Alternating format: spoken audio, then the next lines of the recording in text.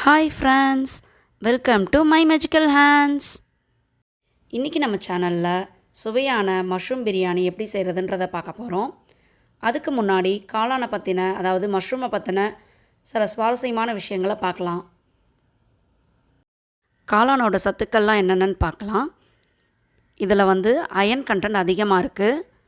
அதாவது இரும்பு சத்துன்னு சொல்லுவாங்க இல்லையா, அதனால் அனிமியா இருக்கவங்க இதை நிறைய சேர்த்துக்கலாம். இதில் இருக்க செலினியம் நம்மளோட சிறுநீரக பையை வலுவாக்கிறதுக்கு ஹெல்ப் பண்ணுது. இது பேட் கொலஸ்ட்ராலை கண்ட்ரோல் பண்ணுறதுக்கு யூஸ் ஆகுது. மற்றபடியாக பார்த்திங்கன்னா இதில் விட்டமின் டி நிறைய இருக்குது. இது நம்மளோட எலும்புகளை வலுவாக்குது. இதில் இருக்க ஆன்டி ஆக்சிடென்ட் ப்ராப்பர்ட்டி நம்மளோட நோய் எதிர்ப்பு சக்தியை அதிகரிக்குது, இதயத்தை வலுவாக்குது, கேன்சர்லேருந்து நம்மளை பாதுகாக்குது. இவ்வளவு சத்துமிக்க காளானை நம்ம முடிஞ்ச அளவுக்கு உணவில் சேர்த்துக்கிறது ரொம்ப நல்லது. இப்போ வாங்க வீடியோக்குள்ளே போகலாம். காளான் பிரியாணி செய்வதற்கு தேவையான பொருட்கள்: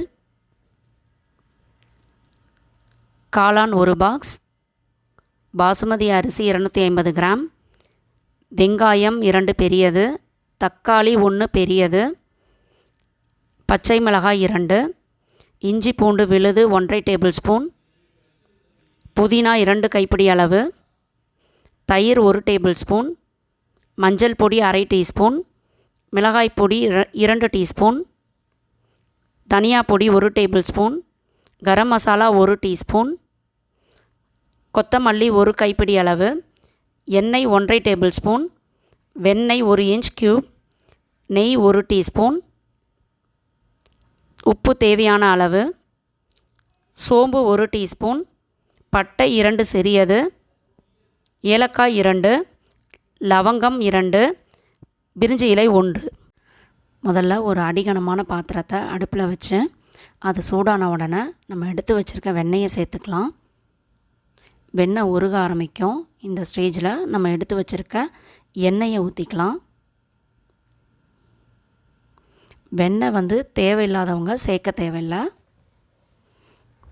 நீங்கள் அதுக்கு பதிலாக எண்ணெயை கொஞ்சம் இன்க்ரீஸ் பண்ணிக்கோங்க. நான் ஒரு சுவைக்காக தான் வெண்ணெய் சேர்த்துருக்கேன். இந்த எண்ணெய் சூடான உடனே இதில் நம்ம எடுத்து வச்சுருக்க தாளிப்பு சாமான்கள் இருக்கு இல்லையா, சோம்பு, பட்டை, லவங்கம், ஏலக்காய், பிரிஞ்சி இலை, இதை சேர்த்துக்கலாம். இதை சேர்த்து கொஞ்சம் இது வெடிக்க ஆரம்பிக்கணும். அது வரைக்கும் அதை லைட்டாக வதக்கிக்கலாம். அந்த வெண்ணெயும் உருக ஆரம்பிக்கும். அது ஃபுல்லாக கம்ப்ளீட்டாக உருகிடணும். இப்போ பாருங்கள், நம்ம சேர்த்த வெண்ணெயெல்லாம் உருகிருச்சு. அதே போல் நம்ம சேர்த்த சோம்பும் பட்டையும் வெடிக்க ஆரம்பிச்சிருக்கு. இந்த ஸ்டேஜில் நம்ம நீலவாக்கில் வெட்டி வச்சுருக்க வெங்காயத்தை சேர்த்துக்கலாம். பிரியாணிக்கு வெங்காயத்தை நீலவாக்கில் தாங்க வெட்டணும், பொடி பொடியாக வெட்டக்கூடாது.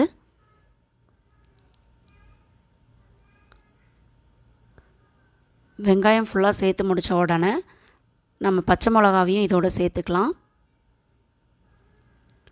பச்சை மிளகா கீரி சேர்த்துருக்கேன் நான். காரம் அதிகம் சாப்பிட்றவங்க நீங்கள் கட் பண்ணி கூட போட்டுக்கலாம். இப்போ இந்த வெங்காயத்தை நல்லா வதக்க ஆரம்பிக்கலாம். இந்த மாதிரி உடச்சி விடுங்க. அது மொத்தமாக இருந்துச்சுன்னா நம்ம பிரியாணி செய்யும் போது அங்கங்கே தங்கிடும். அதனால் இந்த மாதிரி நல்லா உடச்சி விடுங்க. இப்போ இதை நல்லா வதக்கிக்கலாம். வெங்காயம் பாதி வதங்கின உடனே நம்ம எடுத்து வச்சுருக்க பொடி பொடியாக நறுக்கின புதினாவை சேர்த்துக்கலாம். புதினாவை சேர்த்து நல்லா கொஞ்சம் நேரம் வதக்குங்க. அப்போ தான் புதினாவோட பச்சை வாசனைலாம் போகும். புதினாவோட பச்சை வாசனை போன உடனே நம்ம எடுத்து வச்சுருக்க இஞ்சி பூண்டு விழுதை சேர்த்துக்கலாம். இஞ்சி பூண்டு விழுதோட பச்சை வாசனை போகிற வரைக்கும் வதக்கிக்கலாம். ஒரு சில நேரம் இஞ்சி பூண்டு பேஸ்ட்டை சேர்த்த உடனே அடி பிடிக்க ஆரம்பிக்கும். அதனால் கொஞ்சம் கைவிடாமல் வதக்கிக்கிட்டே இருங்க. இஞ்சி பூண்டு பேஸ்ட்டோட பச்சை வாசனை போன உடனே நம்ம எடுத்து வச்சுருக்க தக்காளியை சேர்த்துக்கலாம். தக்காளியை சேர்த்ததும் அதில் கொஞ்சம் நம்ம உப்பு சேர்த்துக்கலாம். அந்த மாதிரி உப்பு சேர்த்தோம்னா தக்காளி சீக்கிரம் வதங்கிடும். அதுக்காக தான் கொஞ்சமாக உப்பு சேர்த்துக்கலாம். உப்பு சேர்த்து கொஞ்ச நேரம் வதக்கணும். தக்காளி நல்லா வதங்கின உடனே நம்ம எடுத்து வச்சுருக்க மஞ்சள் பொடி, மிளகாய் பொடி,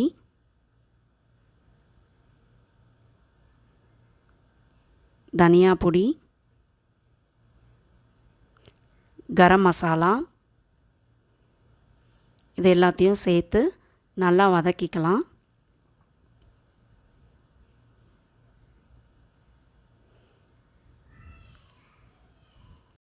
மசாலா நல்லா வதங்கின உடனே இதில் நம்ம நறுக்கி வச்சுருக்க காளானை சேர்த்துக்கலாம்.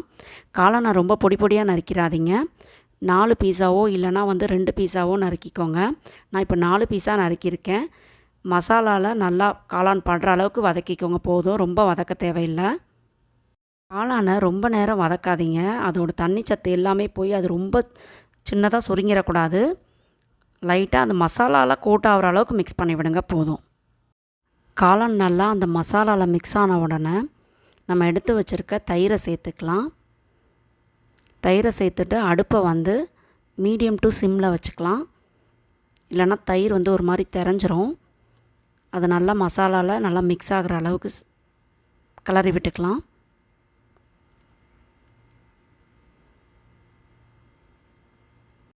தயிர் அந்த மசாலாவில் நல்லா மிக்ஸ் ஆகிடுச்சு பாருங்கள்.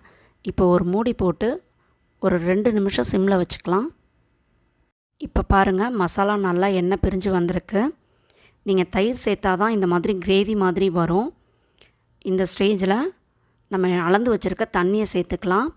தண்ணி எந்த கப்பில் நீங்கள் அரிசி அளக்குறீங்களோ அந்த கப்புக்கு 1 கப் அரிசிக்கு 1.25 அளவுக்கு தண்ணி. ஒரு சில அரிசிக்கு கொஞ்சம் மாறும். நீங்கள் அந்த அரிசியோட கவரில் என்ன போட்டிருக்காங்கன்னு பாருங்கள், அந்த அளவுக்கு சேர்த்துக்கோங்க. நான் 1.25 அளவுக்கு தண்ணி வச்சுருக்கேன். இந்த ஸ்டேஜில் நம்ம உப்பு பார்த்துட்டு நல்லா மிக்ஸ் பண்ணி விட்டுட்டு கொஞ்சம் நேரம் மூடி வச்சிடலாம். இப்போ பாருங்கள், நல்லா கொதிக்க ஆரம்பிச்சிருக்கு. இந்த ஸ்டேஜில் நீங்கள் உப்பு காரம் பார்க்குறதா இருந்தால் பார்த்துக்கலாம். ஏதாவது கம்மியாக இருந்ததுன்னா கூட நீங்கள் ஆட் பண்ணிக்கலாம். உப்பு காரம் பார்த்த உடனே நம்ம ஊற வச்சு கழுவி வச்சுருக்க அரிசியை சேர்த்துக்கலாம். நான் ஒரு 15 நிமிஷம் ஊற வச்சுருக்கேன். உங்கள் அரிசிக்கு எவ்வளோ நேரம் தெரியலனா நீங்கள் ஒரு 10லேருந்து 15 நிமிஷம் ஊற வைங்க போதும். இல்லை பேக்கெட் வாங்கியிருந்தீங்கன்னா அதுக்கு பின்னாடி லேபிளில் இருக்கும், அந்த இன்ஸ்ட்ரக்ஷனை ஃபாலோ பண்ணிக்கோங்க. ஸோ இப்போ அரிசியை ஃபுல்லாக சேர்த்தாச்சு.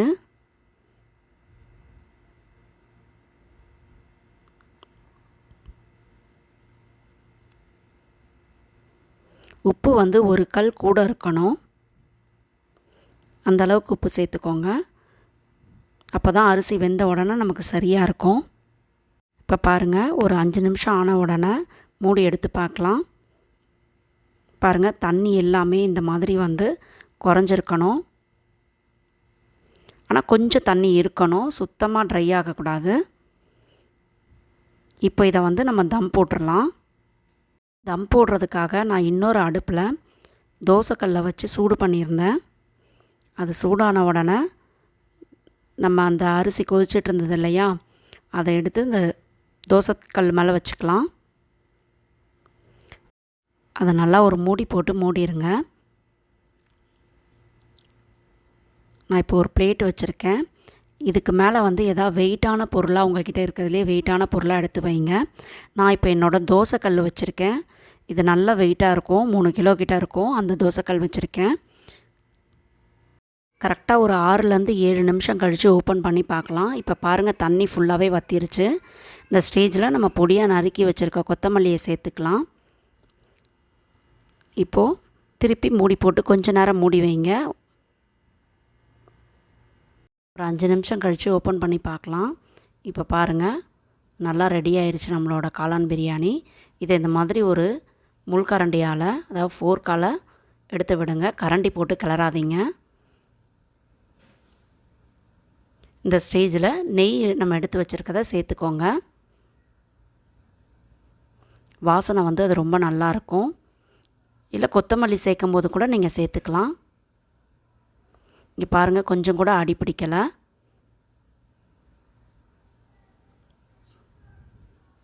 பாருங்கள், நம்மளோட யம்மியான மஷ்ரூம் பிரியாணி சூப்பராக ரெடி ஆயிடுச்சு. இதை பார்க்கும்போதே அப்படியே சாப்பிட்ணும் போல் இருக்குது. ரொம்ப லேட் பண்ணாதீங்க, நீங்களும் உங்கள் வீட்டில் செஞ்சு பாருங்கள். இந்த வீடியோ உங்கள் எல்லாருக்கும் பிடிச்சிருக்குன்னு நினைக்கிறேன். இந்த வீடியோ பிடிச்சிருந்தா இந்த வீடியோவை லைக் பண்ணுங்கள், ஷேர் பண்ணுங்கள், மை மேஜிக்கல் ஆன்ஸை சப்ஸ்கிரைப் பண்ணுங்கள். எல்லா வீடியோஸும் உங்களுக்கு கிடைக்கணும்னா பக்கத்தில் இருக்க பெல் ஐக்கானையும் அழுத்திடுங்க. ஆரோக்கிய உணவு, ஆனந்த வாழ்வு. Bye bye.